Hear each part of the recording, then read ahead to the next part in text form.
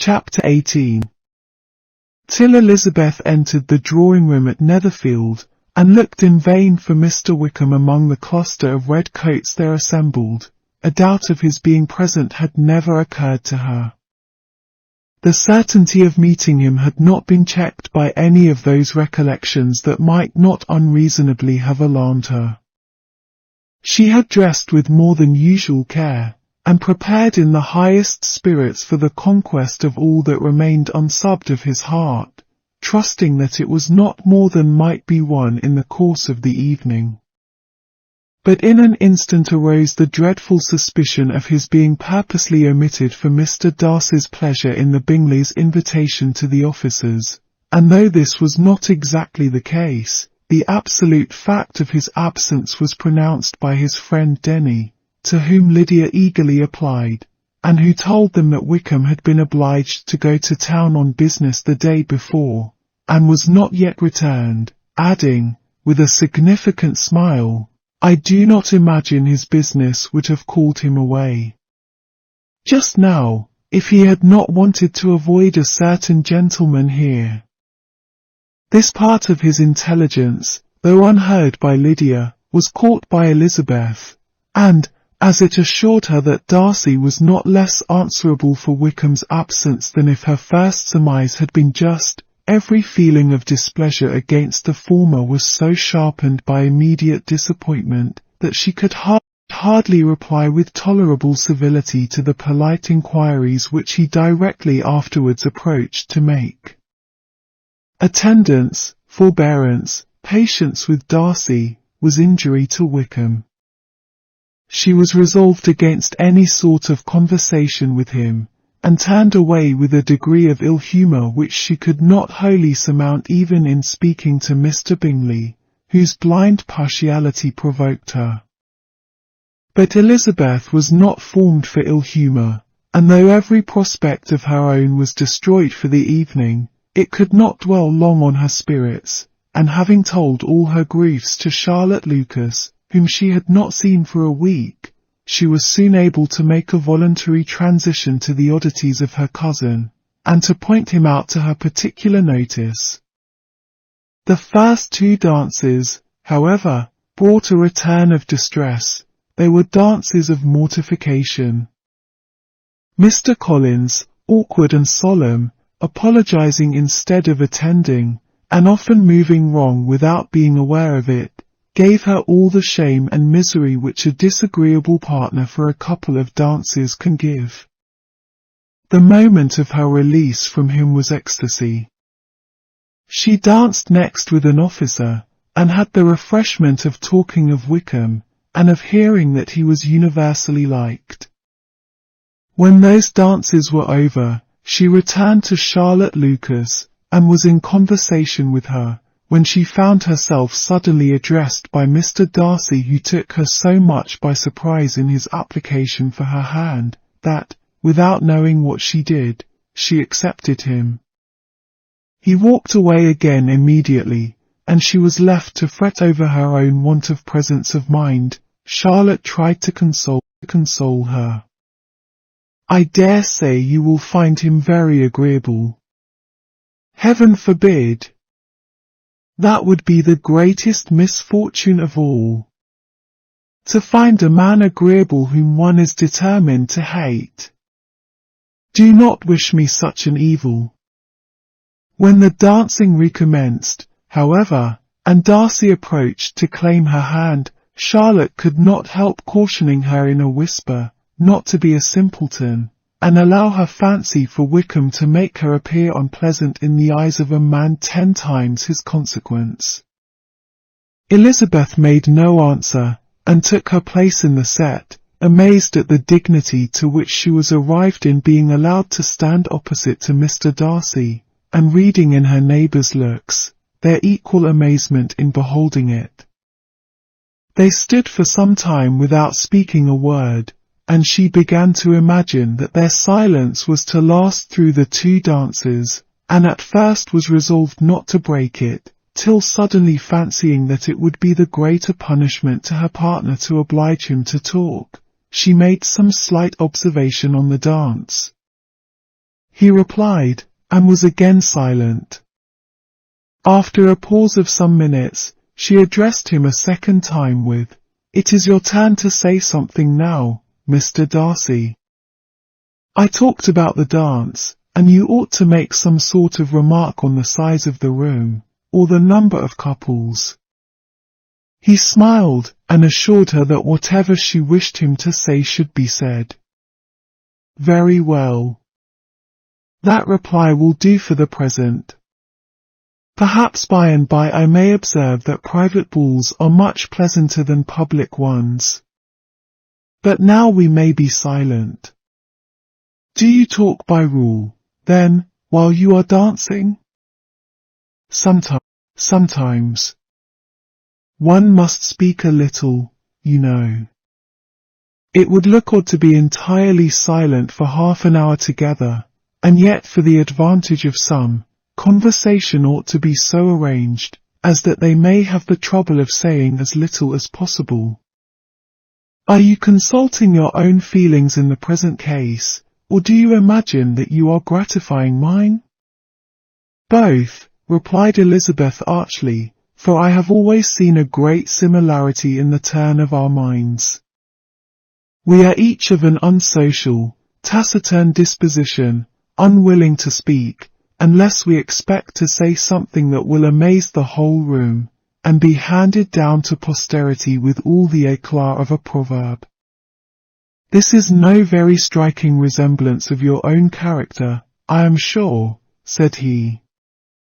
"How near it may be to mine, I cannot pretend to say. You think it a faithful portrait undoubtedly. I must not decide on my own performance." He made no answer, and they were again silent till they had gone down the dance, when he asked her if she and her sisters did not very often walk to Meryton. She answered in the affirmative, and, unable to resist the temptation, added, "When you met us there the other day, we had just been forming a new acquaintance." The effect was immediate. A deeper shade of hauteur overspread his features, but he said not a word, and Elizabeth, though blaming herself for her own weakness, could not go on. At length Darcy spoke, and in a constrained manner said, "Mr. Wickham is blessed with such happy manners as may ensure his making friends. Whether he may be equally capable of retaining them, is less certain." "He has been so unlucky as to lose your friendship," replied Elizabeth with emphasis, "and in a manner which he is likely to suffer from all his life." Darcy made no answer, and seemed desirous of changing the subject. At that moment, Sir William Lucas appeared close to them, meaning to pass through the set to the other side of the room, but on perceiving Mr. Darcy, he stopped with a bow of superior courtesy to compliment him on his dancing and his partner. "I have been most highly gratified indeed, my dear sir. Such very superior dancing is not often seen. It is evident that you belong to the first circles. Allow me to say, however, that your fair partner does not disgrace you, and that I must hope to have this pleasure often repeated, especially when a certain desirable event, my dear Eliza," glancing at her sister and Bingley, "shall take place. What congratulations will then flow in! I appeal to Mr. Darcy, but let me not interrupt you, sir. You will not thank me for detaining you from the bewitching converse of that young lady, whose bright eyes are also upbraiding me." The latter part of this address was scarcely heard by Darcy, but Sir William's allusion to his friend seemed to strike him forcibly, and his eyes were directed with a very serious expression towards Bingley and Jane, who were dancing together. Recovering himself, however, shortly, he turned to his partner, and said, "Sir William's interruption has made me forget what we were talking of. I do not think we were speaking at all." Sir William could not have interrupted two people in the room who had less to say for themselves. We have tried 2 or 3 subjects already without success, and what we are to talk of next I cannot imagine. What think you of books? Said he, smiling. Books, oh. No. I am sure we never read the same, or not with the same feelings. I am sorry you think so, but if that be the case, there can at least be no want of subject. We may compare our different opinions.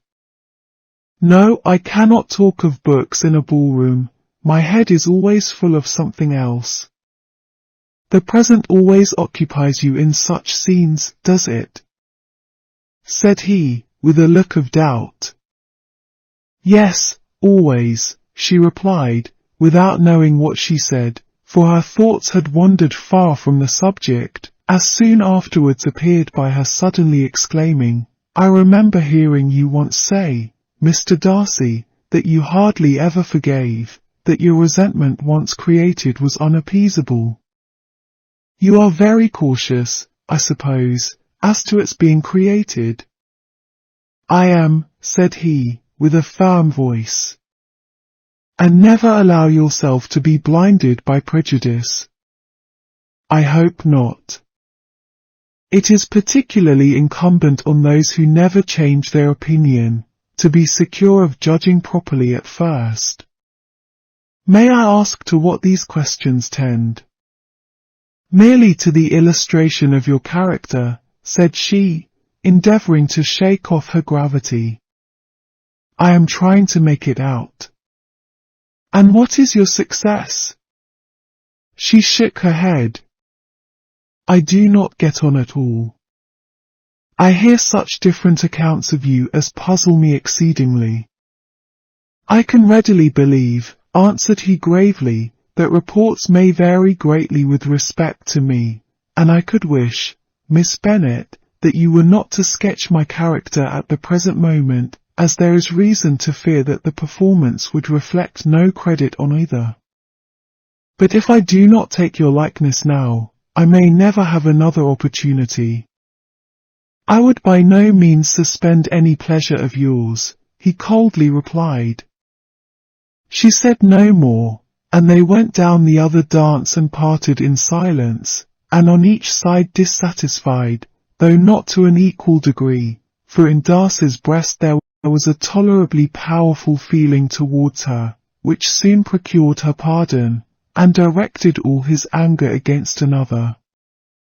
They had not long separated, when Miss Bingley came towards her, and with an expression of civil disdain accosted her. So, Miss Eliza, I hear you are quite delighted with George Wickham. Your sister has been talking to me about him, and asking me 1,000 questions, and I find that the young man quite forgot to tell you, among his other communication, that he was the son of old Wickham, the late Mr. Darcy's steward. Let me recommend you, however, as a friend, not to give implicit confidence to all his assertions, for as to Mr. Darcy's using him ill, it is perfectly false, for, on the contrary, he has always been remarkably kind to him, though George Wickham has treated Mr. Darcy in a most infamous manner. I do not know the particulars, but I know very well that Mr. Darcy is not in the least to blame, that he cannot bear to hear George Wickham mentioned, and that though my brother thought that he could not well avoid including him in his invitation to the officers, he was excessively glad to find that he had taken himself out of the way. His coming into the country at all is a most insolent thing, indeed, and I wonder how he could presume to do it. I pity you, Miss Eliza, for this discovery of your favourite's guilt, but really, considering his descent, one could not expect much better.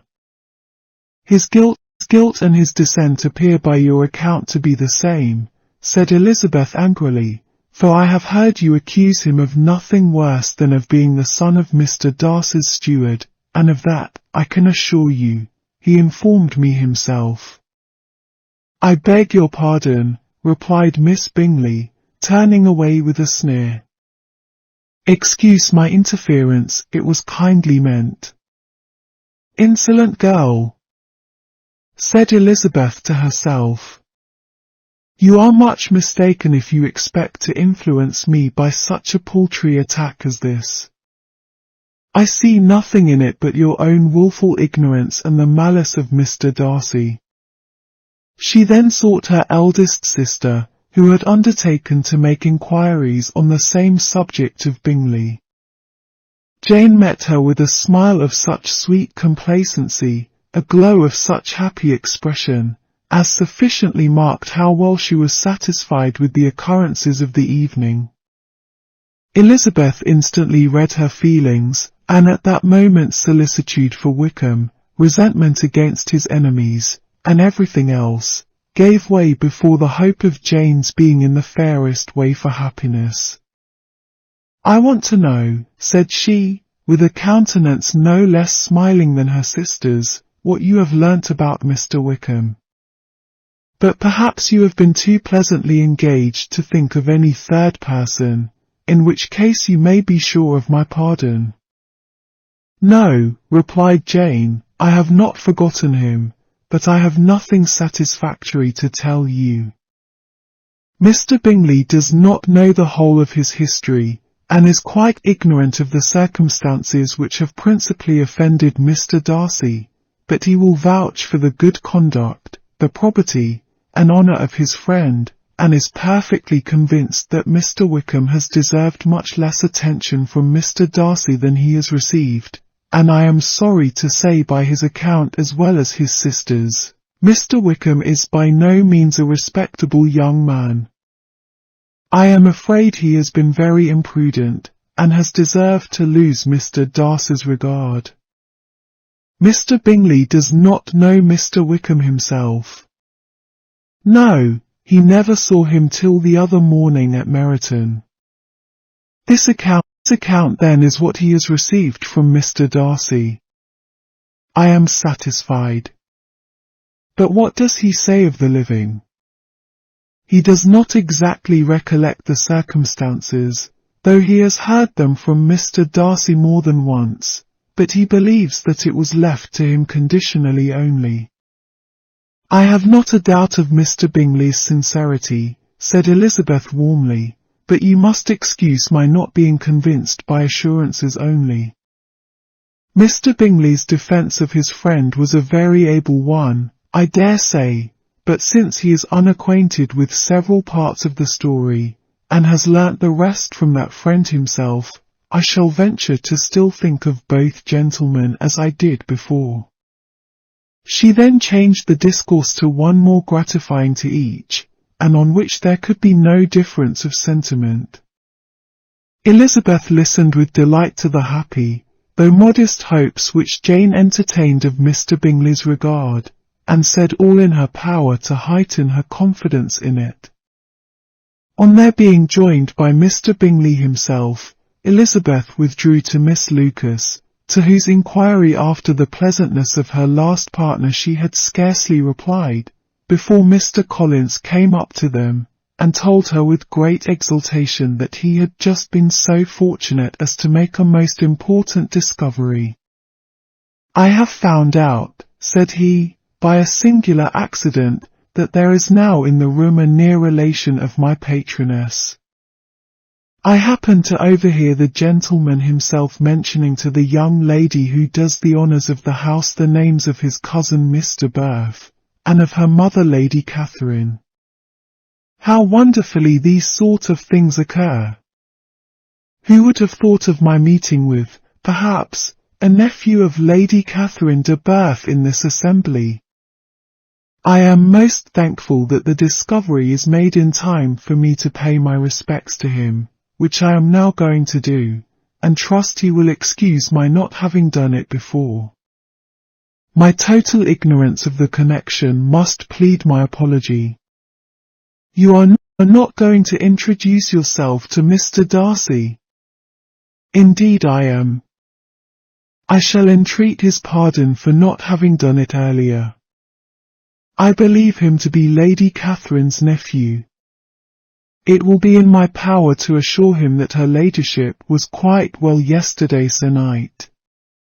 Elizabeth tried hard to dissuade him from such a scheme, assuring him that Mr. Darcy would consider his addressing him without introduction as an impertinent freedom, rather than a compliment to his aunt, that it was not in the least necessary there should be any notice on either side, and that if it were, it must belong to Mr. Darcy, the superior in consequence, to begin the acquaintance.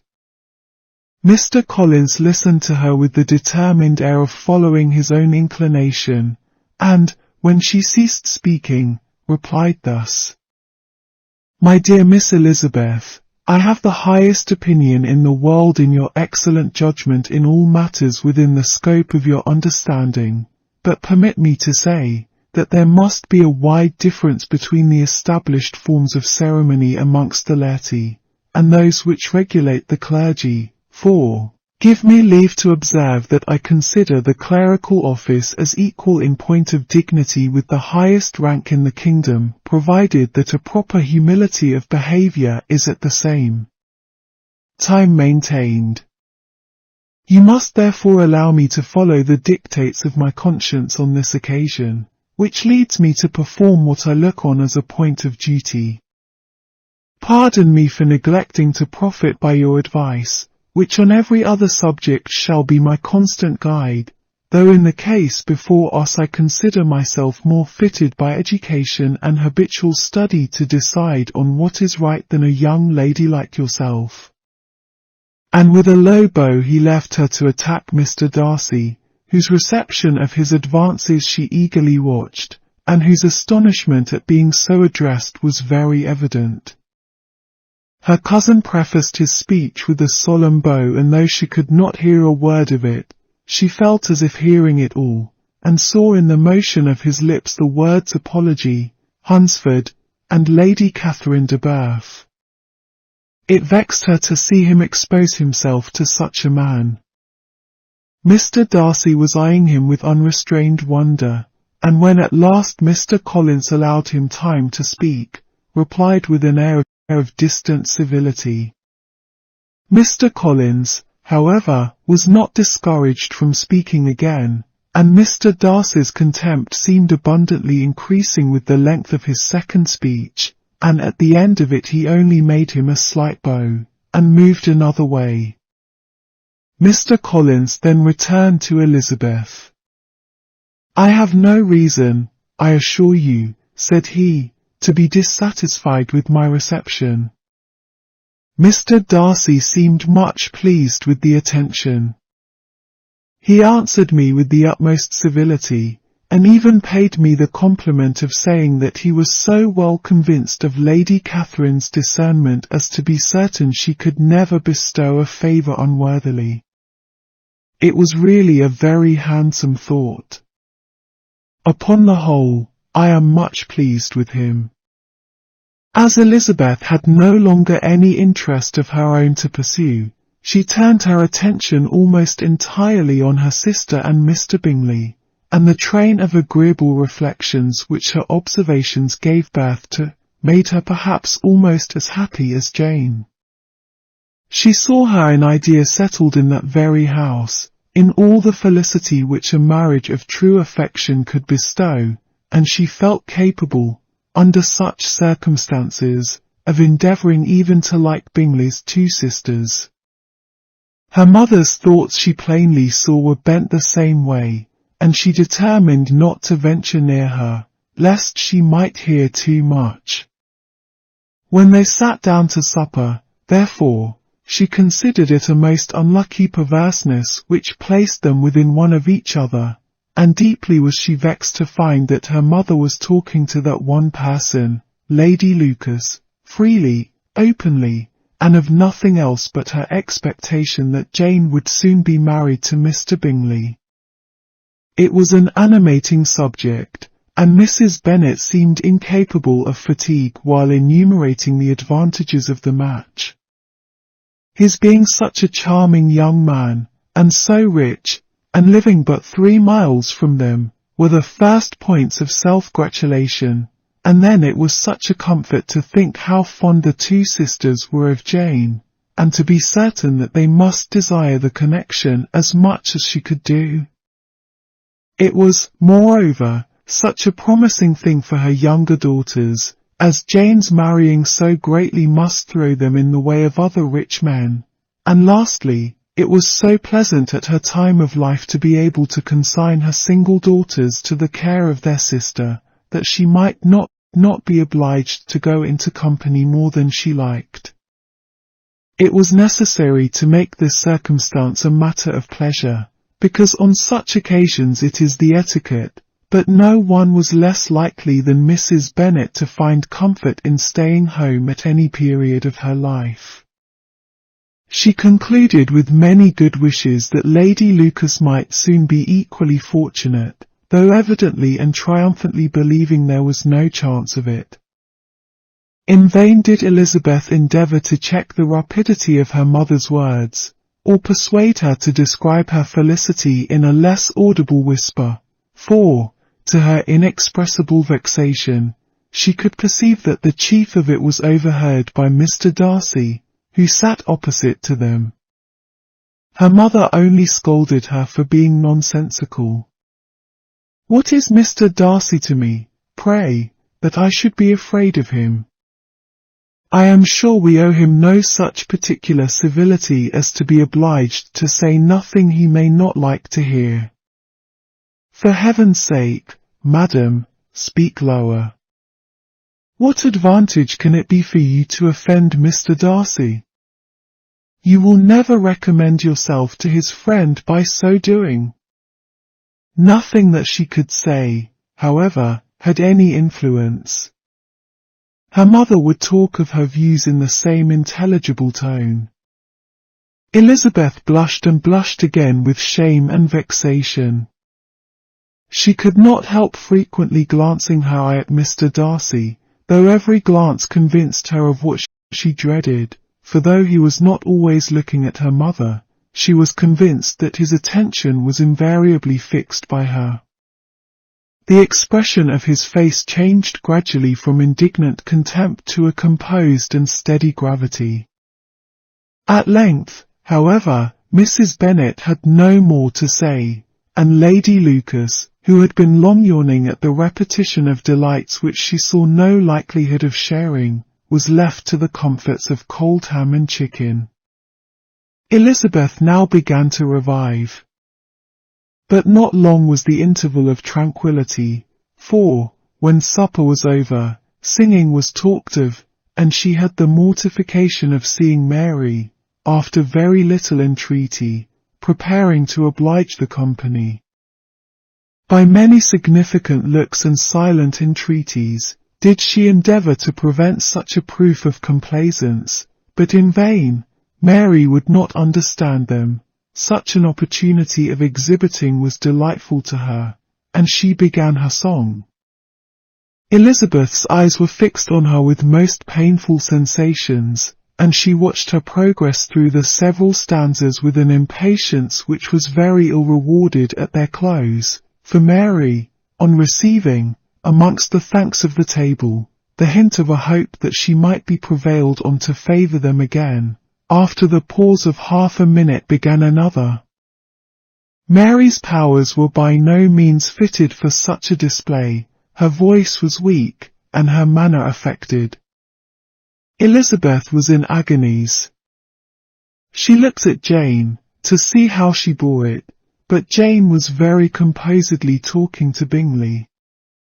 She looked at his 2 sisters, and saw them making signs of derision at each other, and at Darcy, who continued, however, imperturbably grave. She looked at her father to entreat his interference, lest Mary should be singing all night. He took the hint, and when Mary had finished her second song, said aloud, "That will do extremely well, child. You have delighted us long enough. Let the other young ladies have time to exhibit." Mary, though pretending not to hear, was somewhat disconcerted, and Elizabeth, sorry for her, and sorry for her father's speech, was afraid her anxiety had done no good. Others of the party were now applied to. "If I," said Mr. Collins, "was so fortunate as to be able to sing, I should have great pleasure, I am sure, in obliging the company with an air, for I consider music as a very innocent diversion, and perfectly compatible with the profession of a clergyman. I do not mean, however, to assert that we can be justified in devoting too much of our time to music, for there are certainly other things to be attended to. The rector of a parish has much to do. In the first place, he must make such an agreement for tithes as may be beneficial to himself and not offensive to his patron. He must write his own sermons, and the time that remains will not be too much for his parish duties, and the care and improvement of his dwelling, which he cannot be excused from making as comfortable as possible. And I do not think it of light importance that he should have attentive and conciliatory manners towards everybody, especially towards those to whom he owes his preferment. I cannot acquit him of that duty, nor could I think well of the man who should omit an occasion of testifying his respect towards anybody connected with the family."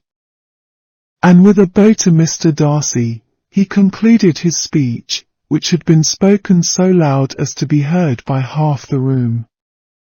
Many stared, many smiled, but no one looked more amused than Mr. Bennet himself, while his wife seriously commended Mr. Collins for having spoken so sensibly, and observed in a half-whisper to Lady Lucas that he was a remarkably clever, good kind of young man. To Elizabeth it appeared that, had her family made an agreement to expose themselves as much as they could during the evening, it would have been impossible for them to play their parts with more spirit or finer success, and happy did she think it for Bingley and her sister that some of the exhibition had escaped his notice, and that his feelings were not of a sort to be much distressed by the folly which he must have witnessed. That his two sisters and Mr. Darcy, however, should have such an opportunity of ridiculing her relations, was bad enough, and she could not determine whether the silent contempt of the gentlemen, or the insolent smiles of the ladies, were more intolerable. The rest of the evening brought her little amusement. She was teased by Mr. Collins, who continued most perseveringly by her side, and though he could not prevail on her to dance with him again, put it out of her power to dance with others.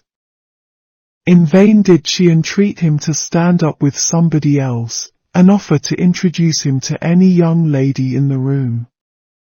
He assured her, that as to dancing, he was perfectly indifferent to it, that his chief object was by delicate attentions to recommend himself to her, and that he should therefore make a point of remaining close to her the whole evening.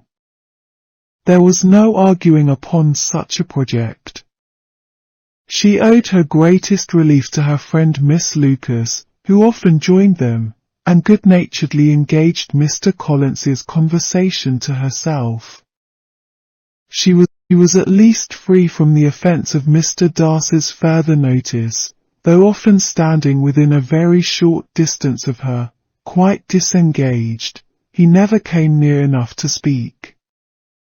She felt it to be the probable consequence of her allusions to Mr. Wickham, and rejoiced in it.